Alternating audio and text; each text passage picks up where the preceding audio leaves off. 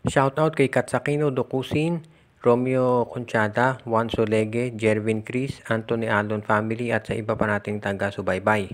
At ang balita natin, mukhang itong si Troy Rosario nga ba ay malaki ang posibilidad na dito sa Barangay Ginebra mapunta. Ang free agent na ito ay katatapos lamang makipagkita dito sa Converge Fiber Xers. At ang balita ay 800,000 naman daw ang inoffer ng Converge.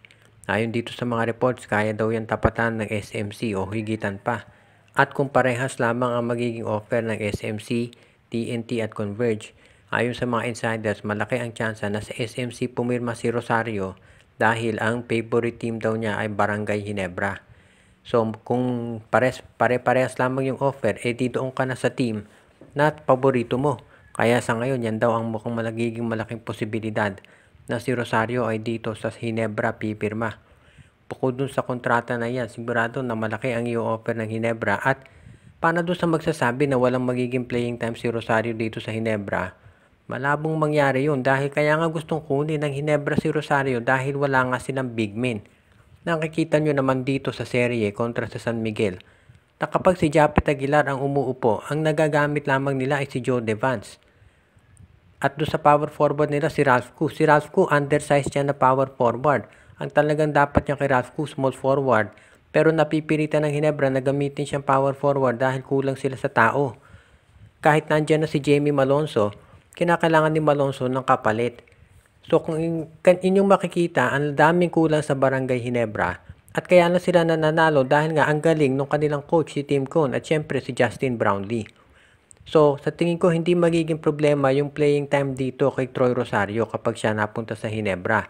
Actually, magiging fit si Rosario sa Ginebra dahil pwede niyang maging ka-alternate dito sa center si Japet Aguilar o kaya sa power forward itong si Jamie Malonzo. So, hindi magiging problema ang playing time kay Rosario dito sa Barangay Ginebra.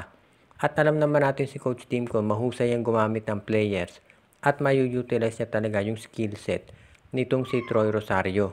Kaya sa tingin ko, magiging okay ang resulta kung sakasakali na itong si Troy Rosario ay mapunta dito sa Barangay Ginebra. At sa ngayon, maraming naniniwala na siyempre pag-iisipan mabuti ng kampo ni Troy Rosario kung saan siya lilipat. Pero sa tingin ko, ang gagawin ng Barangay Ginebra dyan ay gagandahan talaga yung offer. Ang masasabi natin na medyo baka maging komplikasyon dito ay dahil yung sister teams ng Ginebra ay gusto ring makuha si Rosario. Ang tinutukoy natin of course itong San Miguel at Magnolia.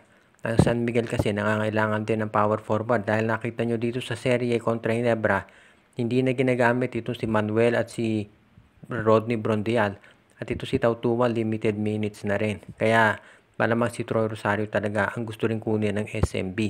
Kaya sa ngayon, yan lang ang magiging komplikasyon dito dahil syempre SMC team din yan at kinakailangan i-considera ni Francis Chua yung pangangailangan yan, particularly ng San Miguel since yan ang flagship nitong SMC.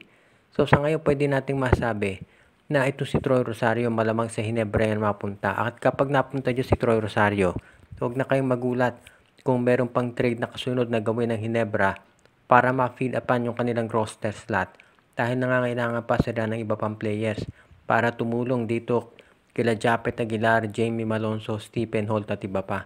Dahil yan ang kinakailangan ng Barangay Ginebra para matupad yung pinapangarap na ng SMC na magkaroon talaga ito ng Grand Slam na matagal na nilang inaasam.